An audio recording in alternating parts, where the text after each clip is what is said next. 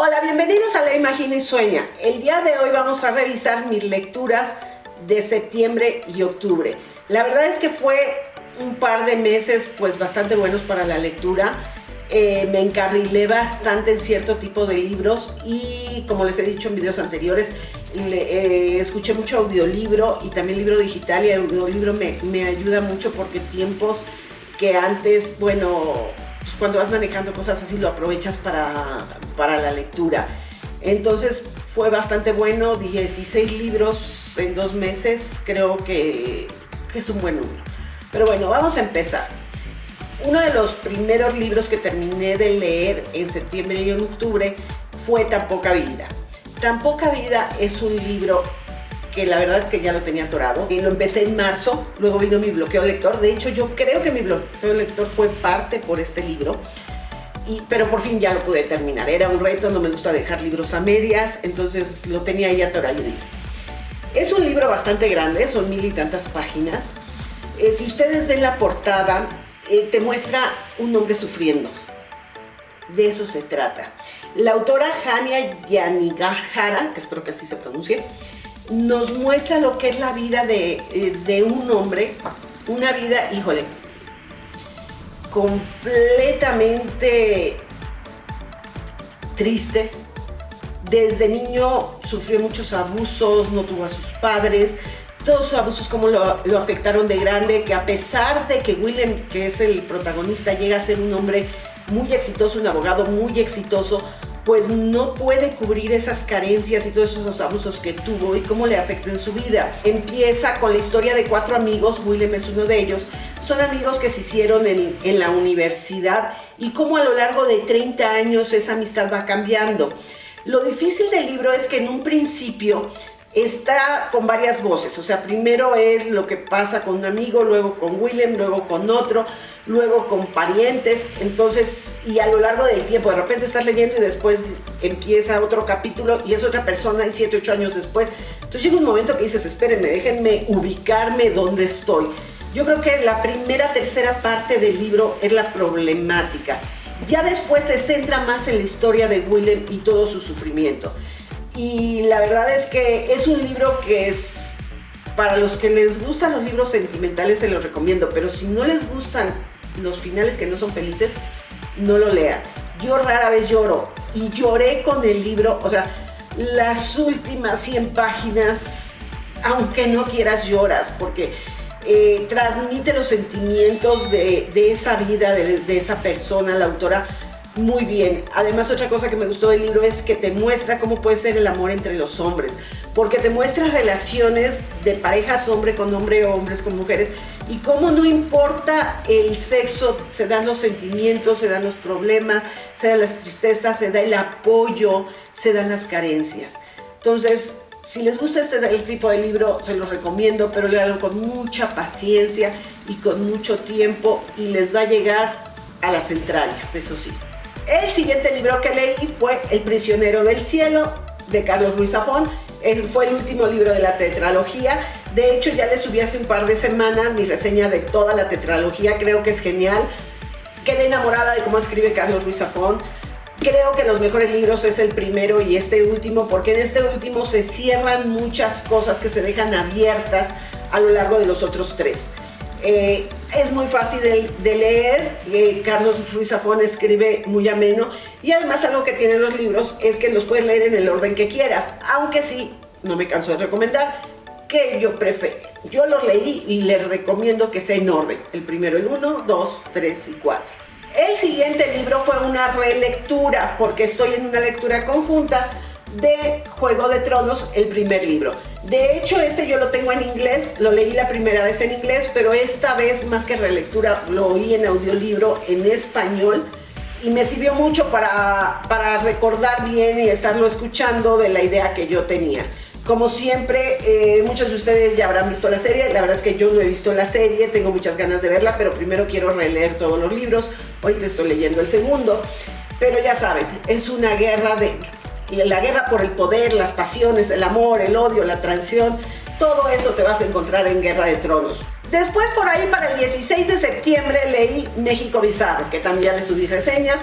Es un libro que está escrito por Alejandro Rosas y Julio Patán, donde son pequeñas anécdotas de lo que ha pasado a lo largo de la historia de México, historias que solo los mexicanos sabemos y nos reímos o lloramos con ellas, en lo político, en lo social, en lo económico, la historia de la Chiquitibún, voy a defender el peso como un perro, cosas así.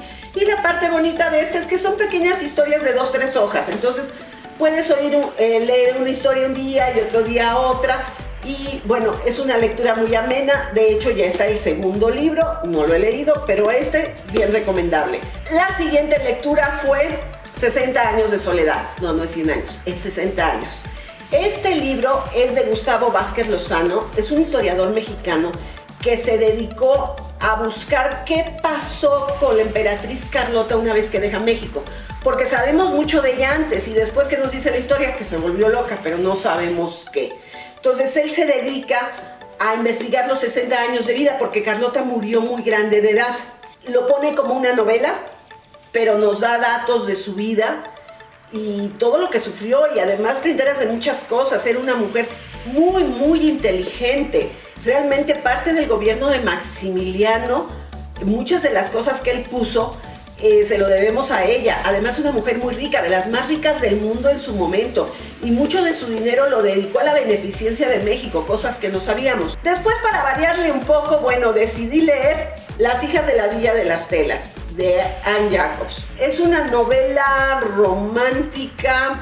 Se ubica durante la Primera Guerra Mundial en Alemania, aunque no la pondría yo como novela histórica, porque sí nos habla de cómo vive una familia la Primera Guerra, pero se enfoca más a la familia más que a los hechos históricos. Por eso yo no la ubicaría como novela histórica. Es muy buena lectura si les gusta este tipo de lectura, nada más que la sorpresa que yo tuve es que es parte de una trilogía y este es el segundo libro. El primer libro se llama La Villa de las Telas, que ahorita lo estoy oyendo en audiolibro, porque pues bueno, te quedas con dudas, aunque es bastante autoconclusivo. De repente sí te menciona cosas, pero puedes entender bastante la historia si no has leído el primero. Se ve gruesito, pero también es una lectura que fluye bastante amena. Posteriormente, como fue la Feria del Libro aquí en Puebla, la Feria del Libro en Puebla desgraciadamente es una feria muy pequeña, ojalá creciera en un futuro.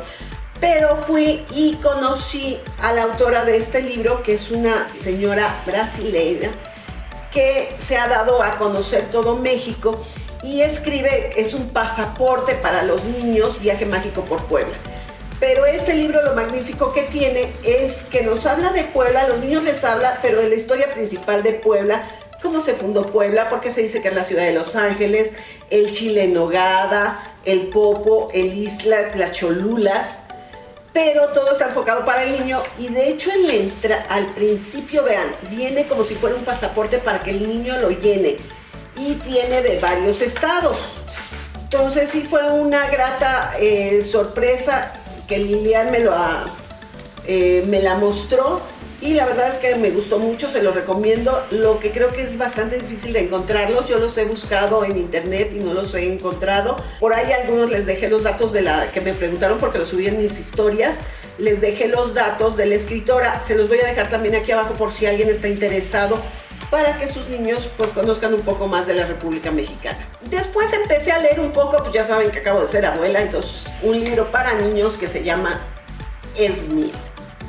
Es un libro donde le enseñan a los niños, pues bueno, cómo pues es malo siempre ser egoístas y decir es mío y que hay que compartir las cosas. Les dejo la imagen del libro por aquí, porque pues bueno, ya se lo di a mi hija, ya no lo tengo yo ahorita, pero es un pequeño libro para los niños chiquitos, que yo creo que como de 3-4 años, empezárselos a leer y que vean las imágenes y que entiendan que muchas veces el no compartir puede hacer que hasta sufran o que se pierdan experiencias maravillosas. Mis siguientes 2 lecturas eran lecturas no programadas porque fui a Peña de Bernal a pasar un fin de semana.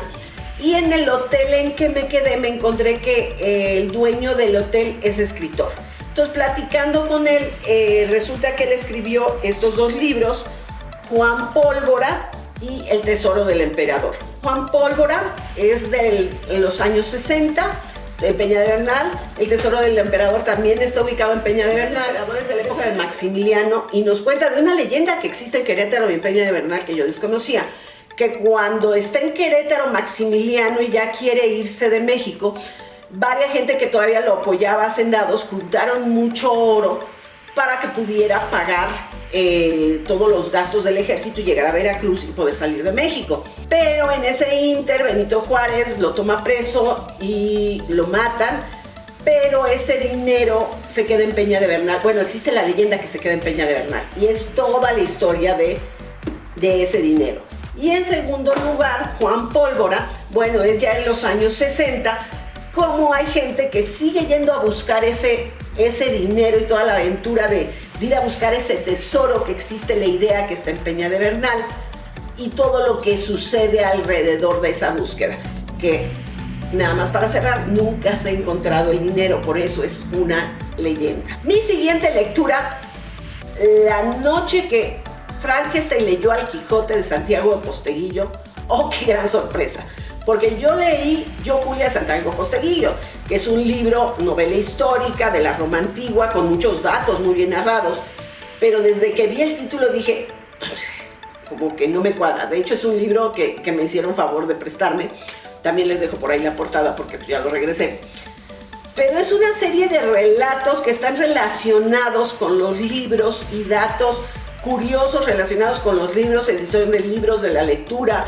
Y por ejemplo, uno de los relatos, nada más para dejárselos así como un pequeño bocadito para que se les antoje el libro, es William Shakespeare, que parece ser que resulta que lo que escribió William Shakespeare no lo escribió él, sino que era un prestanombres, porque hay otro autor que tuvo que huir de Inglaterra y que resulta que vivió en Europa y parece ser que consiguieron a una persona que pudiera escribir en su nombre porque ahí lo habían dado por muerto, que se llamaba William Shakespeare, que además casi no tenía educación.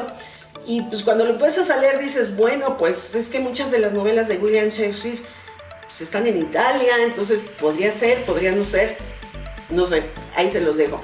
Se los súper recomiendo, es un libro buenísimo. Después leí La casa alemana de Annette Hess, también ya tiene reseña en el canal, se las dejo abajo. La breve historia de una joven en los años 60, cómo el pueblo alemán se negaba a aceptar todas las barbaridades que hizo Hitler y su ejército y su gente en los campos de concentración, cómo a alguien, una alemana joven, le puede afectar porque finalmente sus padres y todos los jóvenes tenían alguna relación, la generación anterior, con toda esa barbaridad y cómo pueden aceptar o no aceptar lo que hicieron sus padres en el momento o no entender la situación en la que vivían. Entonces a mí me gustó mucho ese enfoque porque siempre sabemos de la Segunda Guerra, pero nunca habríamos visto cómo lo difícil que fue para las generaciones futuras del pueblo alemán traer esa carga de algo que ellos no decidieron ni vivieron, pero finalmente que les puede. Y en eso llegó Halloween, y ya saben que yo apenas del terror estoy empezando, pero pues no podía dejar de leer algo para Halloween y decidí Stephen King, Misery. Excelente novela de terror psicológico. O sea, te tiene siempre a la expectativa. También hay una excelente película ochentera, la novela es setentera. También ya hay reseña en el canal, se los recomiendo, es un libro pequeño. El siguiente libro fue Mundo Umbrío, una lectura que mi amiga Lolbe de Tiempo de Lectura y los chicos de Lectores Rebeldes me invitaron. Es una novela que yo creí que era de terror. Sí es de terror porque es el mundo umbrío, es el mundo de los vampiros. Pero te muestra un esquema completamente diferente y yo creo que es genial. Para los jóvenes, muy buena novela, yo me divertí mucho. Yo creí que me iba a espantar y al contrario me divertí. De hecho, va a haber, lo más seguro es que haya un hangout, les avisaré, parece ser que está programado para por ahí del 15 de noviembre. Pero me gustó tanto el libro que se supone que era una lectura conjunta y que la teníamos que terminar para el 15 de noviembre. Pero yo me piqué y la terminé desde octubre porque es un libro que agarras y te sigues y te diviertes. La verdad es que el autor, mis respetos, para presentar el mundo de los vampiros desde un enfoque completamente distinto. Y por último, dos libros de un autor que no conocía. un joven mexicano, Pedro J. Fernández, que está escribiendo sobre personajes de la historia mexicana, pero escribe de una forma bien distinta. El primer libro que leí de él fue Yo Díaz, donde nos pone la biografía de Porfirio Díaz desde que nace hasta que muere, pero narrada por él. Entonces, lo que me gustó es que conocemos no al Díaz dictador de México, sino al Díaz, por ejemplo, yo no sabía que Díaz venía de orígenes pero humildísimos, fue muy pobre.